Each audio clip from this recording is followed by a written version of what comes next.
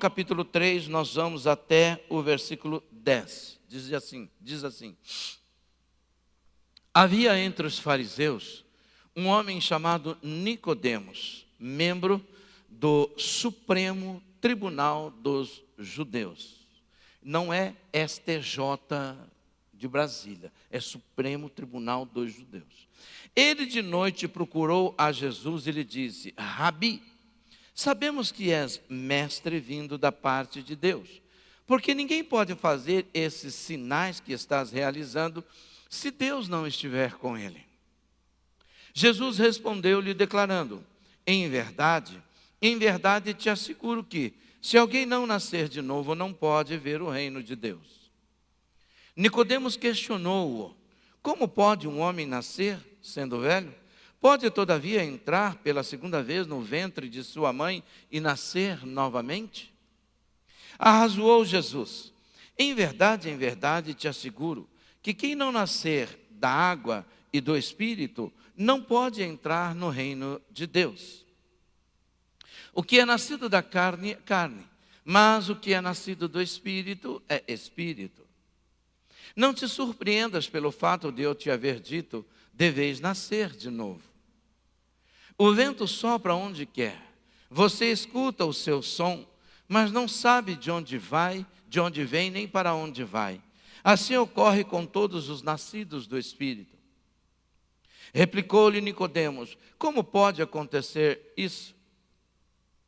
E explicou Jesus: tu és mestre em Israel e não compreendes essas verdades? Versículo 8, por favor.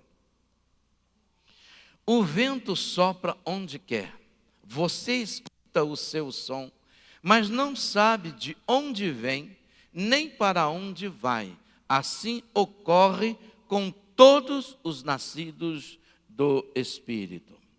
Pai, em nome de Jesus, mais uma vez, nós queremos pedir que o teu maravilhoso Espírito, que nos gerou para o Senhor, em Cristo Jesus, fale ao nosso coração nessa noite. Revele em cada coração, que o Logos se mova em cada pessoa. Nossa mente seja aberta, o nosso coração seja, ó Deus, sensibilizado à voz do Teu Espírito. Escreve com Teu dedo em cada coração, tantos do que aqui estão, como daqueles que estão, Senhor, através da rede social, acompanhando, Senhor meu Deus, e celebrando o Teu nome. Aquele que está em casa, está no trabalho, no Brasil ou fora do nosso país, a palavra do Senhor seja escrita no coração de cada pessoa que está agora, Senhor, celebrando o Teu nome conosco, Pai. Em nome de Jesus, nós Te glorificamos e Te exaltamos pela Tua verdade. Use-me como instrumento Teu. O Teu Espírito atue lá com as nossas crianças, junto com os facilitadores. Pai, que os Teus anjos sob Tua ordem acampem lá fora, guardando os Teus filhos e os bens dos Teus filhos, em nome de Jesus. Ajude-nos a remir o tempo, sem perder a essência e nem a profundidade do que o Senhor tem para nós, em nome de Jesus. Amém. Amém? Amém? O que o Espírito Santo faz? O que o Espírito Santo pode fazer na vida de uma pessoa? Entre as muitas tarefas que o inferno se dedica a fazer, uma delas, e eu creio seja uma das principais, é fazer com que a igreja, e quando eu falo igreja aqui, entenda você, eu, nós, fazer com que a igreja negligencie, impeça, barre a ação do Espírito Santo nela mesma. Essa é uma das funções, entre as tantas funções, é uma das funções um dos propósitos do inferno de Satanás, é fazer com que a igreja que sou eu e você, nós negligenciemos e barremos a ação do Espírito Santo em nós mesmos. A morte de Jesus de Nazaré, ela foi pedida pelos sacerdotes judeus que incitaram o povo, mas isso foi um mal que se tornou em um bem. um homem inocente, devia morrer pelo povo. João, no capítulo 11, verso 49 e 50, 49 e 50, lemos: entretanto, um dentre eles, chamado Caifás, que naquele ano era sumo sacerdote, disse a eles: vós falais do que não compreendeis, nem considerais que é do vosso interesse que morra um só homem pelo povo e não pereça toda a nação. A morte de Jesus Cristo abriu caminho para ele voltar para o Pai, pois ele só poderia voltar depois da sua morte e da sua ressurreição. Somente então o Espírito Santo seria enviado. E enviado pelo próprio Jesus, ele enviaria o Espírito Santo para habitar com os que nele crescem. O papel do Espírito Santo é essencial na vida do cristão, dos filhos de Deus. Como o homem precisou, o homem aqui que eu falo, como o homem Jesus precisou do Espírito Santo, nós também, o seu povo, a igreja, nós precisamos, porque a igreja se move pelo mesmo Espírito. É dele, Espírito Santo, o papel de gerar, sustentar uma igreja forte, avivada, dinâmica, obediente ao Pai e que cumpre o mandado de Jesus Cristo. É papel do Espírito Santo fazer isso, de gerar uma igreja e sustentar essa igreja forte, avivada, dinâmica, obediente ao Pai e que cumpre o mandado de Jesus, o Cristo. Cada cristão, e aqui entenda, você, eu, nós, cada cristão é responsável por continuar a obra do Senhor Jesus. É responsável por salvar pessoas, levá-las à salvação, mas também é responsável por se manter salvo no poder do Espírito Santo. É papel de cada cristão. Mas se o Espírito Santo for calado, se o Espírito Santo ele for calado, o que acontece? A igreja esfria, o crente emudece, fica duro de coração, né? Cego no entendimento da verdade, carnal, fica mundano. Mas é isso que Satanás quer. Uma igreja fria, uma igreja cheia de crentes mudos, uma igreja de pessoas duras de coração, cego quanto ao entendimento da verdade, carnal e ao mesmo tempo mundana. É isso que Satanás quer. Satanás não quer de maneira nenhuma que o cristão deixe de crer em Deus. Ele sabe que isso é uma batalha que ele já perdeu e que o mínimo de pessoas não acreditam em Deus, mas o máximo de pessoas que estão por esse mundo, elas acreditam, elas creem em Deus. Portanto, ele não se esforça para que eu e você deixemos de acreditar em Deus, mas há uma coisa que ele faz: ele quer que eu e você não acreditemos na palavra de Deus, no que Deus fala, no que Deus diz, e nem na existência do pecado. Ele não quer que eu e você acreditemos na existência do pecado, muito menos na existência do juízo de Deus sobre o pecador. Ele não quer que nós acreditemos. Ele quer desacreditar do que Deus fala. Ele quer lançar esse descrédito para que as pessoas então acreditem que Deus existe, mas nada do que ele falou, nada do que está escrito na palavra de ruim vai acontecer conosco. Então ele tenta jogar a igreja, o cristão, a não lançar ou incitar o cristão a não acreditar no que Deus diz. Ele não leva a igreja a não acreditar na justiça e nem na aliança com o Senhor. É interessante, porque quando Jesus Cristo concede o Espírito Santo aos salvos, à sua igreja, ele o faz para que nós vençamos o pecado. Ele o faz para que nós vençamos o diabo, a carne, o mundo. é que nós vivamos um pleno avivamento, que nós vivemos na plenitude de uma relação com Ele, não é? Que nós executemos com ousadia a sua vontade e também o seu mandado. É importante a gente entender. Quando Nicodemos procura Jesus e ele conversa com Jesus, é interessante que o Jesus diz para ele assim: você precisa nascer de novo. E ele então faz uma pergunta, e Jesus eleva a conversa pelo nível do homem. Jesus sai do terreno da lógica e entra numa conversa num nível elevadíssimo. E ele diz: você precisa nascer de novo. Para um homem que tem uma certa idade, certamente Nicodemos era mais velho do que esse que fala com você, não é? Ele chegou e falou: mas como é que eu posso voltar para o ventre da minha mãe e nascer de novo? Isso é possível? E Jesus então fala: cara, o que é nascido da carne é carne, mas o que é nascido do Espírito é Espírito. O que você tem que fazer é nascer de novo. Como que diz, entenda o que eu estou falando. Esse novo nascimento, ele não nasce dentro de uma religião, ele nasce de um relacionamento diretamente com o Senhor. O que o Espírito faz? E é isso que ele diz no versículo 8. O vento sopra onde quer.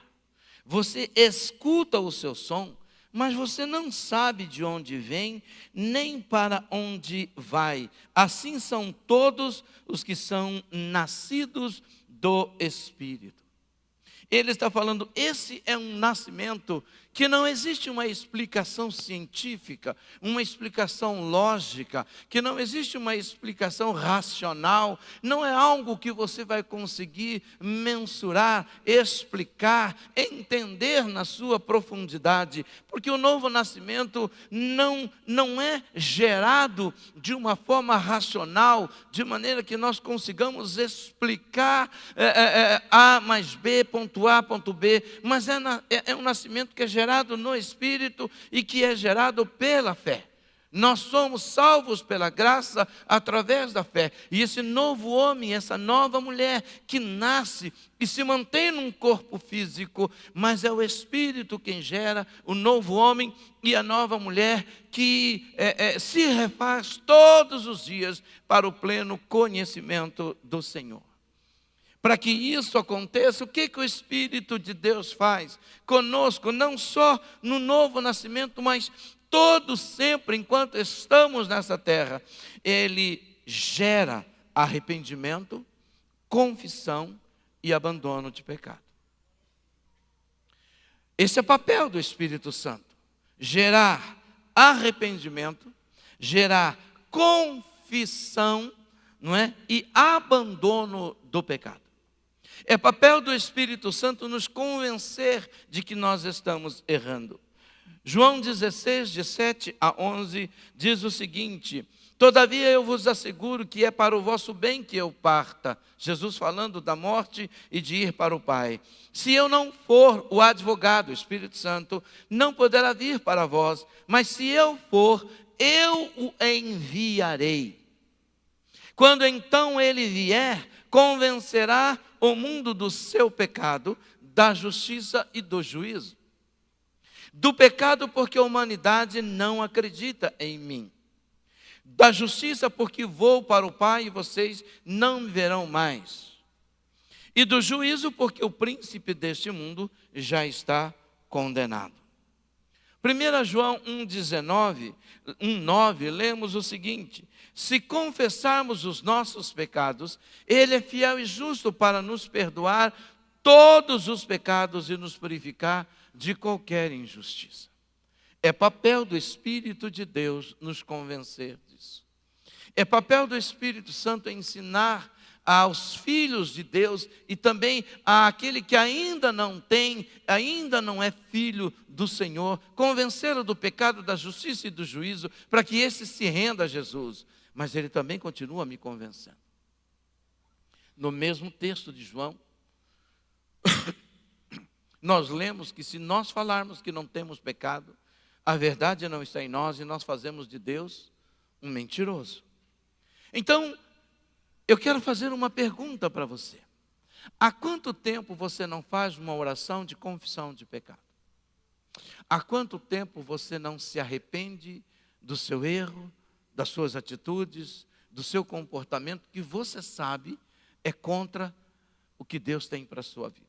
Há quanto tempo você não fala: Pai, perdoe-me em nome de Jesus, dos meus pensamentos errados, das minhas atitudes erradas, Senhor, do meu comportamento errado, daquilo que eu falo e o Senhor sabe e eu sei que é errado, daquilo que eu penso, mas eu não levo até o Senhor, e das atitudes que eu tenho que estão erradas. Há quanto tempo você não faz uma oração de arrependimento?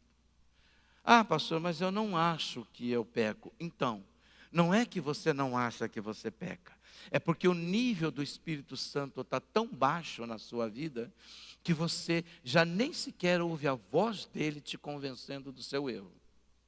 Porque todos nós erramos. Mas quando eu já não sinto mais que eu estou pecando, quando eu já não sinto mais que eu estou errando, é porque o nível do Espírito Santo em mim, do comando dele na minha vida, está tão baixo, tão raso, que eu começo a ver o erro como normal. Eu começo a ver o pecado como algo normal. Ah, eu sou pecador mesmo, eu erro mesmo, e Deus sabe disso. Não, você não é pecador. Se você confessa Jesus como Senhor e Salvador, você não é pecador. Você insiste em viver como um pecador, mas você não é um pecador, você é filho de Deus. Deus não tem filho pecador, tem filho que por vezes peca, que por vezes erra, que por vezes falha. É assim que Deus tem filhos. Nós precisamos entender que o nosso Deus, Ele nos enviou o Espírito Santo para convencer-nos da nossa condição no processo de evolução, do alcançar e para alcançar a estatura de uma pessoa perfeita. Se eu estou com um nível no meu relacionamento com o Espírito Santo, esse nível está baixo, é por isso Paulo diz: enchei-vos do Espírito Santo, transborde do Espírito Santo, faça transbordar esse Espírito, porque quanto mais cheio do Espírito eu estou, mais comando da minha vida Ele tem.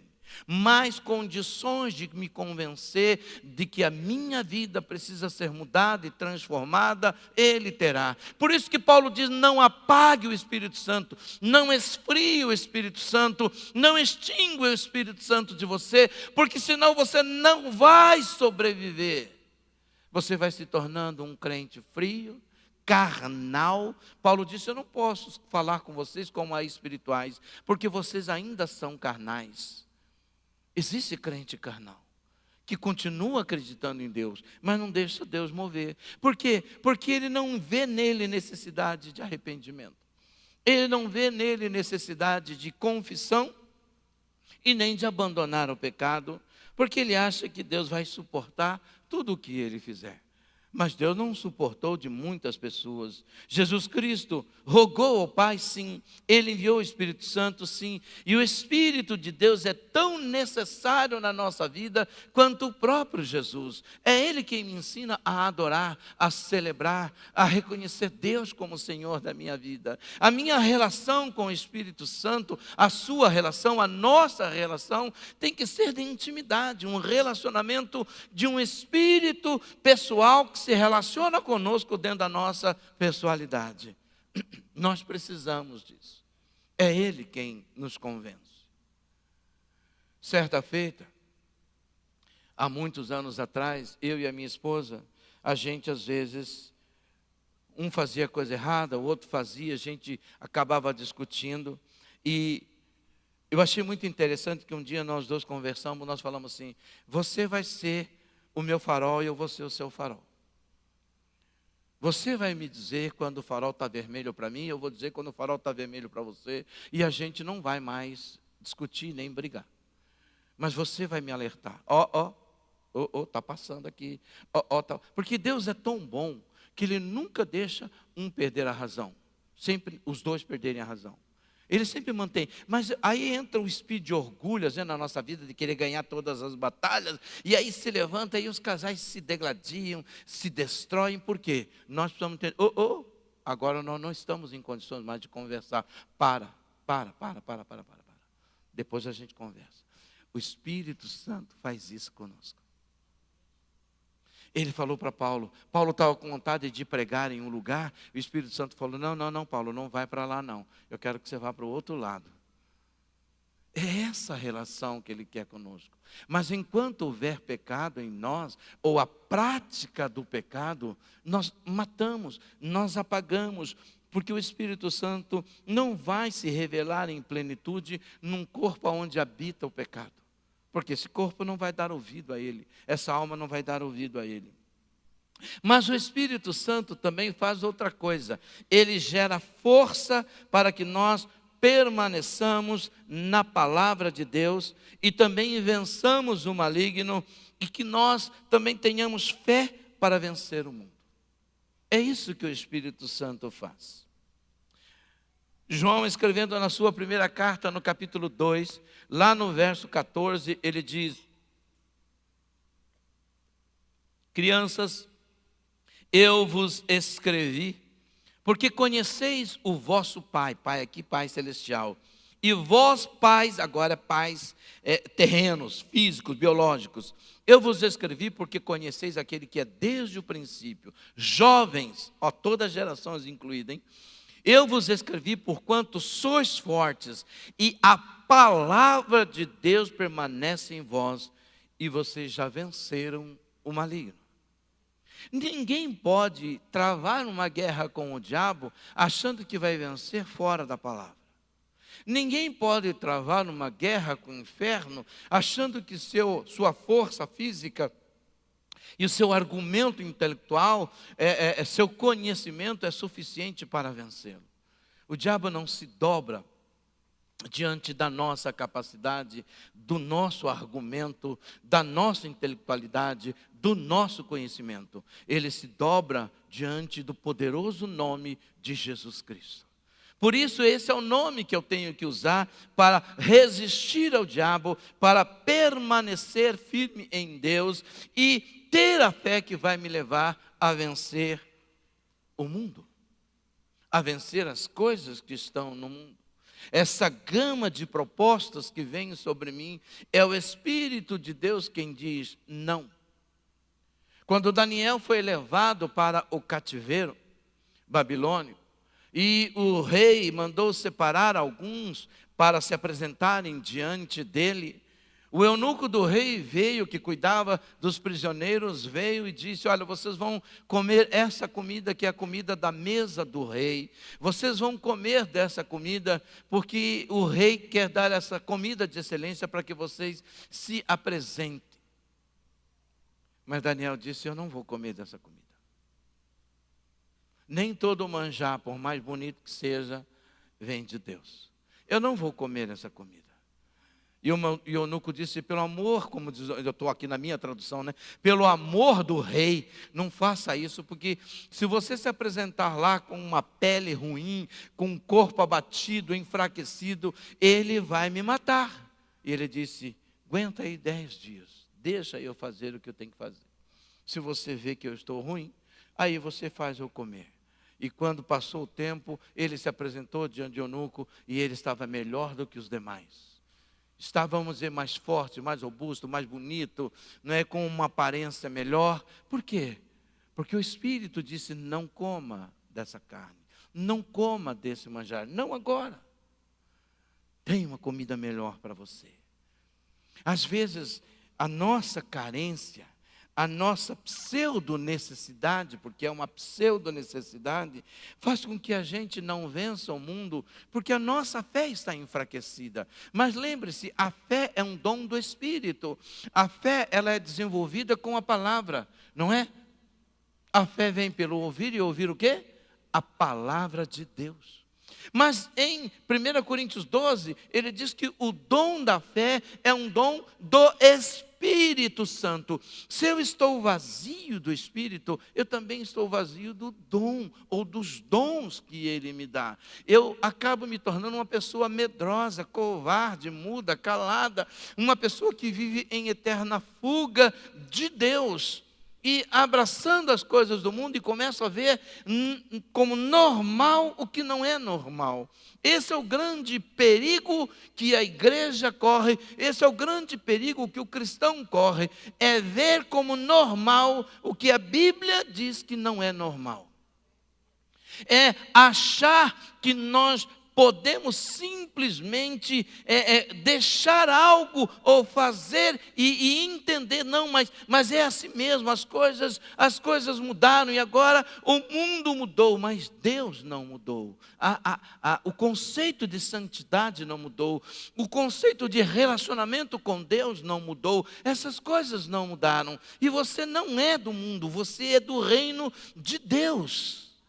Nós precisamos entender que se a minha relação com Deus não for buscar a plenitude do Espírito para a minha vida, que Jesus enviou, e se Jesus disse, eu vou enviar o Espírito para estar com você, é porque Ele sabe da necessidade do Espírito na nossa vida. Nós precisamos dele. Nós precisamos orar ao Pai que derrame dessa plenitude do Espírito. A dependência do cristão do Espírito Santo não é para ele viver o êxtase do nada. Não é. Diga para a pessoa que está do seu lado aí. A dependência do cristão do Espírito Santo. Não. Espírito, dá uma força aí. Fala, a dependência do cristão do Espírito de Deus não é para ele viver o êxtase do nada. Agora você vai profetizar na vida. Aliás, profetizar, você vai dizer para a pessoa assim, olha, a dependência do Espírito Santo na sua vida não é para você viver o êxtase do nada. Quem entendeu aí o êxtase do nada? Alguém entendeu o êxtase do nada aí? Pastor, o que é o êxtase do nada? É quando você vai numa igreja e aquele avivamento, aquele mover, você sai no xaramara, e é a unção do canguru, e é a unção da espada, é aquele negócio mover, você fica embriagado e fica lá e cai e pula e vai, e chega em casa, olha para a mulher, você é uma praga, esses filhos parecem que são filhos do diabo, você não muda nada. Esse é o êxtase do nada, porque o Espírito te enche para te transformar. E tem gente que vive o êxtase da espada. E aí? Mas na segunda-feira, fala para a pessoa que está do lado, o problema não é o domingo. Fala, o problema é a segunda. Fala que crente de primeira no domingo, vira crente de segunda na segunda. Não é não? É verdade ou não é? Samurai de Deus. Nós precisamos entender que o fogo do Espírito em nós, esse avivamento, não é para a gente viver, o Espírito de Deus em nós, não é para nós vivermos o êxtase do nada, mas para nós adquirirmos força, fé, amor, coragem, esperança pela obediência para viver a vitória sobre o pecado e sobre o mundo e sobre nós. Amém? Por isso, eu preciso do Espírito Santo na minha vida, porque Ele vai gerar esta força para eu permanecer na palavra. Ele também vai me dar força para eu vencer e resistir ao maligno. E vai fortalecer a minha fé para vencer o mundo. Mas há uma outra coisa que o Espírito Santo faz. Ele dá ao cristão a consciência de que ele está crucificado com Cristo. Quando João, ou melhor, quando Nicodemos conversa com Jesus e Jesus diz para ele, olha, o que é nascido do Espírito é Espírito. Ele está dizendo o seguinte: se você nasceu do Espírito, você é uma pessoa espiritual, então você precisa viver no Espírito. E isso é uma luta diária para eu entender que eu sou nascido do Espírito, portanto eu sou Espírito e eu preciso viver e me alimentar do Espírito. E de como que eu entendo isso? Entendendo que eu estou crucificado com Cristo. Gálatas 5, versículo 16, versículo 17, 24 e 25 diz o seguinte: portanto vos afirmo, vivei pelo Espírito, de forma alguma vocês vão satisfazer as vontades da carne.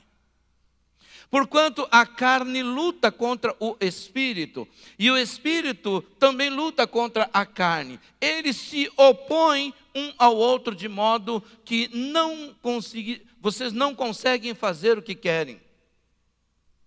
Os que pertencem a Cristo Jesus já crucificaram a carne com as suas paixões e seus desejos.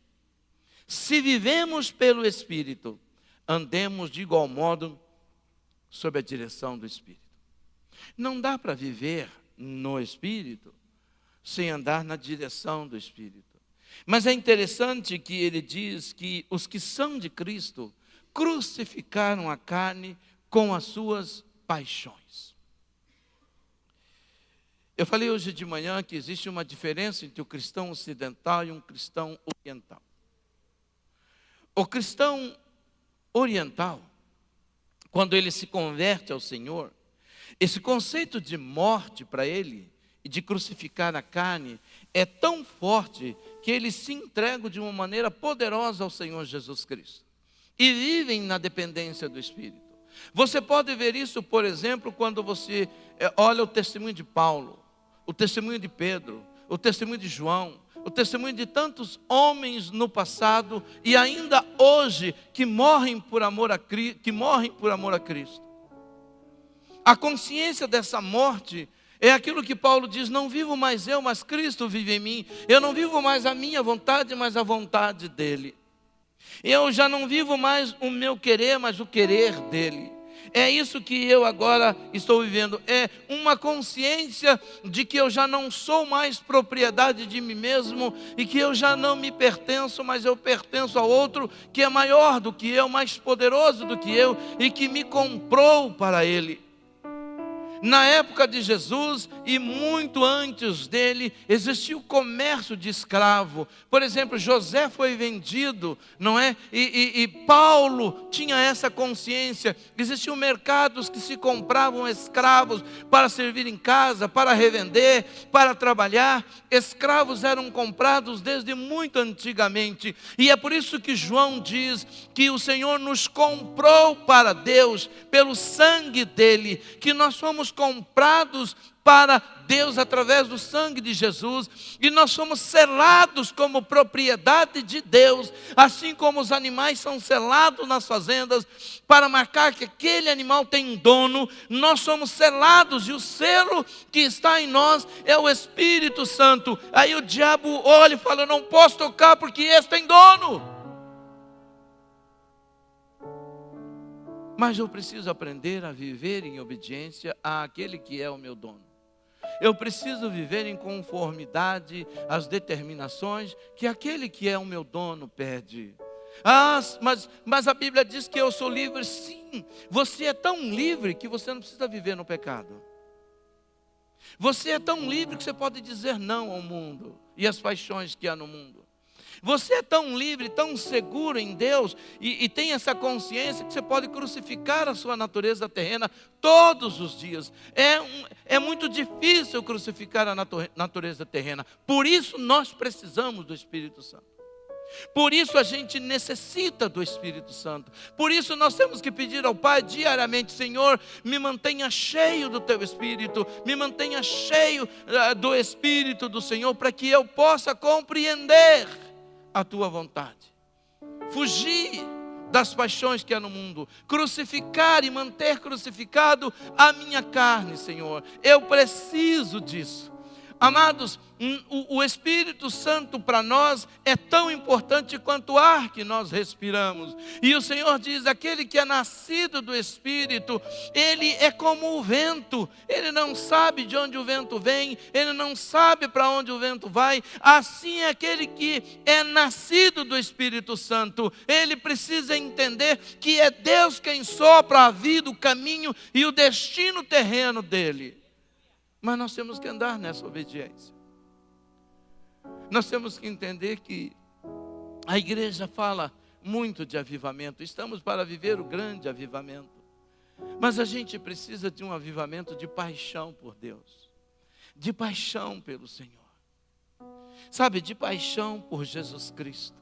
De paixão mesmo. Um avivamento que me leve a entender o que Deus quer de mim. Viver uma vida no propósito do Senhor. Entender que a minha vida, a sua vida tem um propósito. E é melhor eu andar no propósito de Deus do que no propósito que eu estabeleço. Nem todo o propósito dentro do qual a gente vive foi Deus quem estabeleceu. Há caminhos que ao homem parece direito, mas ao cabo dele vai dar em caminhos de morte. São propósitos que os homens desenham, são metas que os homens estabelecem, que não tem nada a ver com o Espírito de Deus. Assim, a igreja e muitos cristãos têm vivido longe do propósito de Deus, longe daquilo que Ele determinou.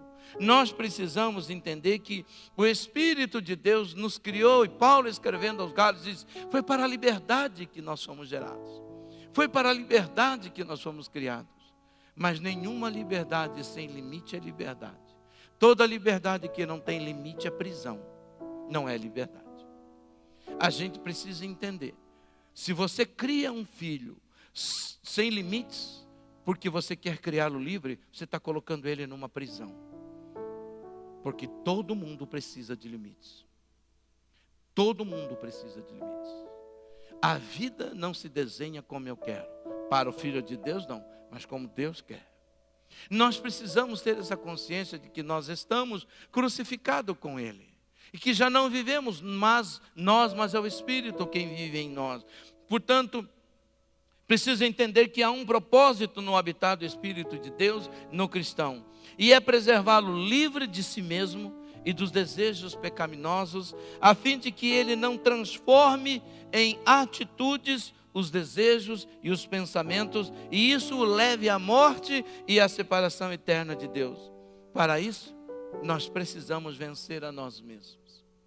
O Espírito de Deus, quando foi derramado sobre os cristãos, ali em Atos capítulo 2, e a gente olha para aquela cena, a gente olha para aquele momento e a gente se maravilha com aquilo. Nós cantamos, faz novamente, faz como em Pentecostes. Mas quando você olha para o texto, quando você olha para o contexto daquilo ali, daquele texto, daquela história, daquele mover de Deus, ali existiam algumas pessoas, e de tanto que tinham, ficaram somente 120. Aqueles homens estavam num cenáculo, porque eles estavam fugindo dos judeus, eles estavam com medo de morrer. Mas Jesus havia dito para eles, fiquem em Jerusalém até que do alto seja revestido de poder, até que o Espírito Santo venha. E eles estão ali num cenáculo, eles estão ali numa casa, vamos imaginar, num lugar desse aqui, escondido da muvuca que estava acontecendo lá fora. De repente vem o vento, como um vento impetuoso, e toma o lugar, e eles são cheios do Espírito Santo, e eles começam a falar em outras línguas, e há um mover extraordinário, sobrenatural de Deus. De repente aquele espaço fica curto, fica pequeno, fica apertado, e eles saem para a rua, e começam a falar na rua, e começam a viver, e começam a falar em outras línguas. E os povos que estavam lá, os judeus que vinham de toda parte do mundo, entendendo eles falando em outras línguas, eles estavam movidos, cheios do Espírito Santo, numa plenitude tão poderosa, que foi embora a covardia, que foi embora o medo, Foi embora a timidez, e de repente o povo começa a falar: eles estão bêbados, eles estão embriagados, eles estão cheios de mosto. E o homem que havia traído Jesus, ou melhor, abandonado Jesus, negado Jesus, se levanta e diz: não, esses homens não estão bêbados como vocês estão pensando ou estão falando, mas aqui é o cumprimento do profeta Joel, que o Senhor falou que derramaria do seu Espírito Santo. Pedro começa a ministrar e mais de 4.000 pessoas se convertem. É isso que o Espírito Santo faz. O Espírito Santo não é um brinquedo. Ele não vai entrar dentro de você para você fazer apenas uma festa. Por isso que eu falo que o Espírito Santo não é para nos levar para o êxtase do nada. É para que Ele cumpra o propósito do Pai através da nossa vida. Presta atenção no que eu vou falar. O Espírito Santo precisa tomar forma humana. E ele só pode tomar forma humana através dos filhos de Deus, da igreja do Senhor Jesus. Eu sou o braço do Espírito, sou a perna do Espírito, sou a boca do Espírito. Eu tenho a mente do Espírito. Nós temos esse coração do Espírito, por isso nós amamos. Quem vive dominado pelo Espírito Santo, é por isso que ele diz que nós devemos nos embriagar dele, Paulo escreve.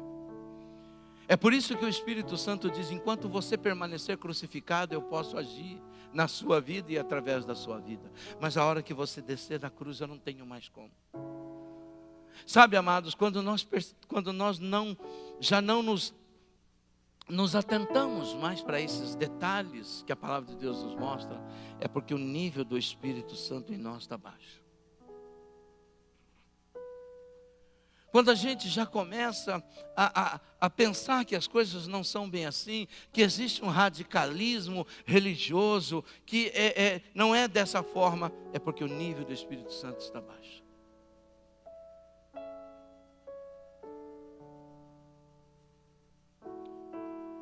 Eu tenho um amigo, e ele é meu amigo. Nós andamos muito tempo juntos, mas muito tempo juntos. Muito tempo. E é interessante que de vez em quando ele me liga, nós conversamos, nós batemos papo, a gente dá risada, lembra do passado, né? Mas já não é mais como era. Pastor, e por que não é mais como era? Porque ele está a alguns quilômetros de distância. Mas também eu tenho um outro amigo que mora aqui bem pertinho, mas a gente quase não se vê, não se fala pelo correr do dia a dia. De vez em quando eu vou na casa dele, a gente dá muita risada, a gente brinca muito, mas a gente já não tem mais aquele contato. Por quê? Eu vou dizer para você por quê. Porque ele casou, eu casei, ele tem família, eu tenho família, e a gente foi esquecendo, foi se afastando, e aí a gente já não tem mais trocas de experiências. Sabe como que a gente faz com o Espírito Santo? Quando a gente se converte a Jesus, a gente pula, a gente vive aquele fogo do Espírito, aquele negócio do primeiro amor, aquela coisa inexplicável. Mas aí a gente vai caindo na rotina e vai, vamos pensar que aqui é o Espírito Santo. Senhor, me perdoe de eu comparar o Senhor com o microfone, mas não estou comparando, estou apenas usando. Aí a gente está aqui, e fala com ele fala conosco, e aí vai entrando no dia a dia, trabalho, coisas, lutas, e vai. Por enquanto a gente está olhando até de frente, de repente a gente vira de lado e vai, de repente a gente vira de costa e vai caindo o nível, porque a distância, e de repente a gente vai se enchendo com outras coisas, com outros afazeres, já não ora com a mesma ênfase, já não lê com a mesma ênfase, já não busca com a mesma ênfase, já não se quebranta mais com a mesma ênfase. E o Espírito Santo, a gente consegue enxergá-lo com um binóculo, mas a gente quer que Deus nos dê tudo, mas não adianta você pedir. Por quê? Porque tudo que você precisa Ele já deu, Jesus e o Espírito Santo. A Bíblia diz que quem intercede por mim quando eu estou numa situação difícil é o Espírito. A Bíblia nos fala que o Espírito intercede por nós com gemidos inexprimíveis. Mas se eu não tenho uma vida de intimidade com Ele, eu não acredito que Ele possa fazer isso. Porque isso vai roubando a nossa fé e a nossa confiança nele. Por isso é que eu falo para você a importância de nós entendermos que nós queremos um avivamento, mas o primeiro avivamento que tem que acontecer é na minha vida e na sua vida, de retornar à presença do Senhor e dizer: Pai, derrame sobre a minha vida o teu Santo Espírito. Hoje de manhã eu falei que a gente ora ao Espírito Santo. Você consegue descobrir na Bíblia aonde foi que alguém orou ao Espírito Santo e pediu ao Espírito Santo? Não tem. Por quê? Nem o próprio Jesus pediu ao Espírito Santo. Você não encontra isso. E a gente fala: ô Espírito Santo, faz na minha vida, ô Espírito Santo. Não. Jesus disse: tudo o que você pedir ao Pai em meu nome, Ele envia. Peça ao Pai para encher você com o Espírito Santo. Peça ao Pai para transbordar na sua vida o Espírito Santo. Peça ao Pai em nome de Jesus para que o Espírito renove os dons dele em você. Porque o Espírito Santo é o próprio Pai, é o próprio Jesus em nós. Mas a gente precisa entender o que é que a palavra de Deus diz. Nós adoramos e celebramos o Espírito Santo, amados, e nós cantamos, e a gente canta, e eu acredito que a gente não peca ao dizer isso, mas o Espírito Santo é Ele que nos ensina a adorar o Pai, a adorar o Filho. É no poder do Espírito que nós fazemos isso, é Ele que nos ensina como nós cantamos, como nós celebramos, como nós fazemos. É por isso que o Pai e o Filho defendem o Espírito, dizendo: se pecar contra Ele, não tem mais como obter perdão. Mas nós precisamos entender que o que transforma a nossa vida é o que Deus nos ensina através do seu Filho e aplica em nós através do Espírito Santo. Eu não estou falando de 3 deuses. Pelo amor de Jesus, não entenda isso. Mas eu estou querendo dizer, amado, que nós precisamos entender que Deus tem as suas funções. E quando o Senhor Jesus veio a essa terra, o homem Jesus nasce de Maria e do Espírito Santo. Quando ele é batizado, ele era o próprio Deus. O homem Jesus encarnado, não é? Que é o próprio Deus encarnado, mas pousou sobre ele em forma de pomba quem? O Espírito Santo. Porque sem o Espírito de Deus no homem Jesus, ele não suportaria o que ele suportou. É por isso que eu e você precisamos. É por isso que a igreja tem enfraquecida, porque ela não entende. Nós criamos um Jesus do coaching. O coaching criou um Jesus. O coaching criou um Jesus. Dizendo: olha, esse Jesus, ele se encaixa à nossa realidade. Esse Jesus entra em nós e se encaixa na nossa realidade. Essa frase foi cunhada no inferno. Se ele se encaixasse à minha realidade, ele não pediria para eu nascer de novo. Ele não me geraria uma nova criatura. Jesus não se encaixa à minha realidade. Ele diz: você precisa morrer porque eu quero gerar uma nova criatura. Quem está em Cristo é uma nova? As coisas velhas e eis que tudo. Se ele se encaixa na minha realidade, então eu não preciso de mudança. É mais ou menos como o marido diz para a esposa: quando você me encontrou lá no bar, lá no boteco, vivendo daquele jeito, agora você quer que eu mude? Ou então a mulher diz para o marido chega e fala: mulher, você precisa melhorar. Melhorar o quê? Melhorar o quê? Quando você me conheceu, me tirou da casa da minha mãe, já era assim, e você vai ter que aguentar assim. Quer dizer que aqui o negócio é o seguinte: é um podre de um lado, estragado de outro, ninguém muda. E filho tem que crescer vendo trauma. Porque pais acham que família é brincadeira.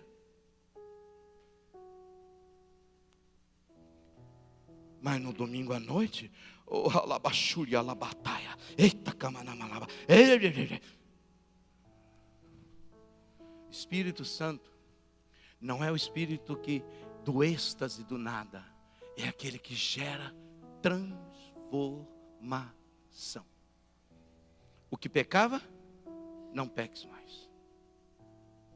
Por isso, a igreja cristã, olha só, vocês sabiam que o índice de divórcio na igreja cristã é o mesmo índice de divórcio do mundo? É o mesmo índice. 40 ou 40 e poucos dos casamentos celebrados, todos eles acabam em divórcio, inclusive no meio cristão. E, segundo os estudiosos, eles acham que pode passar. Olha que vergonha. Espera aí, o Espírito de Deus está em mim, o Espírito de Deus está na minha mulher, o Espírito de Deus está em nós. E a gente não consegue aprender a conviver juntos. Ah, pastor, eu estou me divorciando da minha mulher por incompatibilidade de gênio. Qual é o seu gênio, miserável? Só se for o da lâmpada. Em vez de ser o gênio do Espírito, é o gênio da carne. Porque não está crucificado com Cristo. Ninguém quer ceder. E aí os filhos vivem, e ele fala assim: filho, não olha não. Filha, não olha não. Pensa bem, filho, antes de casar, viu? Porque olha só como é que é a sua mãe. Ainda tira do coração do filho e da filha um sonho. Vira ladrão de sonho.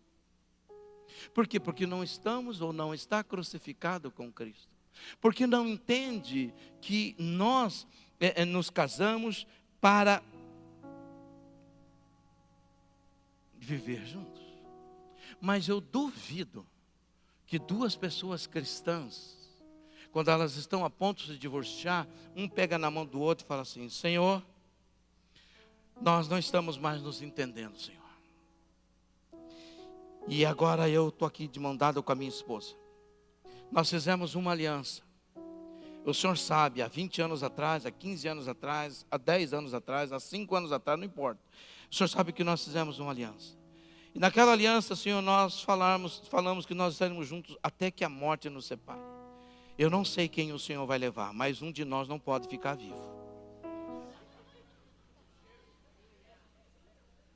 Quem é que tem coragem de fazer essa oração?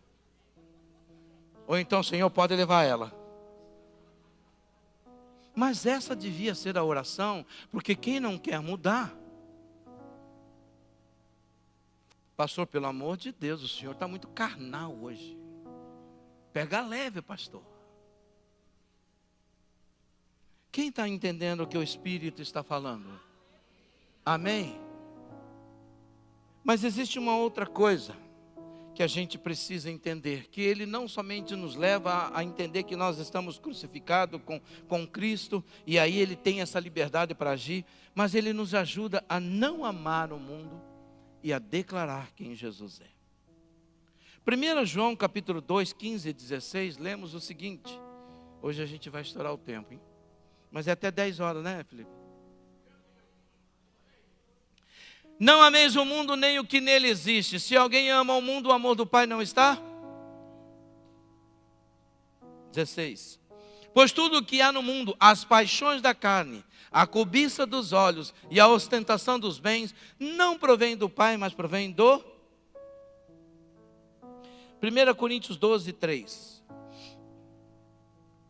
Portanto, eu vos afirmo que ninguém que fala pelo Espírito de Deus pode dizer: maldito seja Jesus. Da mesma forma, ninguém pode declarar que Jesus é o Senhor, a não ser pelo Espírito Santo. Eu não tenho como declarar que Jesus Cristo é o Senhor, a não ser pelo Espírito Santo. E é interessante porque aqui a gente poderia ficar uma noite destrinchando esse texto e procurando aplicar. Pastor, mas as pessoas falam e professam Jesus, mas não como Senhor.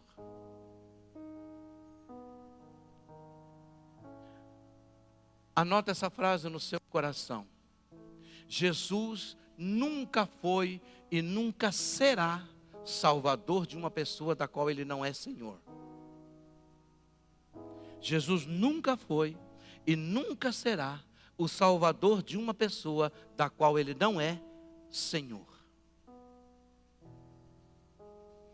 Porque se você não permite que Ele seja o seu Senhor, não diga que Ele é o seu Salvador. E Senhor é aquele que tem direito sobre o seu servo. É aquele que tem direito e é dono, é proprietário do servo. Lembra do que eu falei do escravo? E Ele é o Espírito Santo que nos ensina a adorar a Deus. Não só confessar Jesus como Senhor, mas Ele me ensina a adorar o Pai. A Bíblia diz que o Senhor habita no meio dos louvores. De que maneira, amado, nós podemos viver, celebrar, cantar, pular? De que maneira nós podemos fazer festa ao Senhor, declarar o senhorio dEle, confessar o nome dEle, se não pelo Espírito Santo? Se nós não fizermos isso no poder do Espírito, nós estamos em um show, não numa adoração, numa festa de celebração. O avivamento que nós queremos, amado, não pode ser só um êxtase do nada, mas é o avivamento de uma igreja em que o mundo olha e fala: essas pessoas são diferentes, essas pessoas têm algo a mais nelas, essas pessoas agem de forma diferente. E isso não tem a ver com o nosso vestir, com o nosso penteado, não. Isso tem a ver com o nosso caráter, com a nossa índole, com o nosso comportamento diário. A maneira como nós esposos amamos a nossa esposa, como a esposa ama o seu marido, como os filhos amam os seus pais, como os pais amam os seus filhos. Nós como família sendo referência na terra. Um aprendendo com o outro e cedendo para que o Espírito de Deus atue no nosso meio. O coração do cristão deve ter um único dono e Senhor. Não deve haver 2 amores, 3 amores, não. É o Espírito que nos ensina a amar e a confessar Jesus como nosso único Senhor. E a declarar que nós não temos outro além dEle. Deus é a nossa esperança. Quem nos mantém vivo, vendo o futuro sem medo. O Espírito de Deus não nos embriaga. Anota isso que eu vou falar para você. O Espírito de Deus não nos embriaga para nos dar prazer. O Espírito de Deus nos embriaga para que Ele tenha prazer em nós. Pastor, eu não entendi. O Espírito de Deus, Ele não nos embriaga com o Espírito Santo para nos dar prazer. Mas Ele nos embriaga para que Ele tenha prazer em nós. Esse é o meu filho amado em quem eu tenho o maior prazer. É isso que Ele quer. Que Ele tenha prazer em mim quando eu oro, quando eu leio a palavra, quando eu converso com as pessoas, como eu trato a minha esposa, como eu trato os meus filhos, como eu convivo no meu trabalho. Ele quer ter prazer em mim. Porque eu sou único e você também, nós somos os únicos que temos a resposta para o mundo. Nós somos luz. A gente pode estar nas trevas do mundo e ser luz. Nós somos sal, nós podemos dar sabor ao mundo, porque nós somos. E o mundo que vive num deserto, nós temos em nós um rio que flui do nosso interior para dessedentar o perdido, o morto em pecado. Nós temos a resposta para eles. Mas quando nós estamos vazios do Espírito, a gente acaba apelando para o prazer do mundo, para que a gente acabe não sucumbindo nos reveses e nas lutas que o mundo traz. Essa relação com o Espírito Santo, ela nos enche de esperança. Nos faz ver que vale a pena confiar em Deus, que vale a pena, não somente confiar em Deus na nossa vida presente, mas também na eterna. Porque só Ele tem o poder para nos perdoar, salvar e nos encher de esperança. Romanos 15, 13 diz: portanto, que o Deus da esperança vos abençoe plenamente com toda a alegria e paz, à medida da vossa fé nele, para que transbordeis de esperança pelo poder do Espírito Santo. Quem está entendendo? Nós precisamos do Espírito de Deus. Você precisa do Espírito de Deus. E o diabo, ele luta, ele trabalha para calar o Espírito de Deus na nossa vida. Ele quer que nós emudeçamos, que nós negligenciemos o maior benefício que Deus nos deu depois de Jesus, o Espírito Santo. Que o Senhor Jesus nos prometeu, e essa é a grande promessa que Ele cumpre, porque Ele enviou o Espírito Santo. Ele quer que você seja cheio do Espírito, mas você precisa deixar o Espírito dirigir e conduzir a sua vida. Você precisa ter essa intimidade com Ele.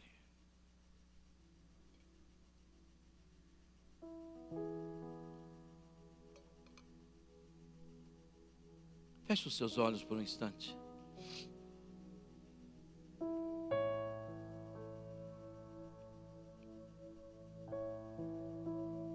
Nicodemos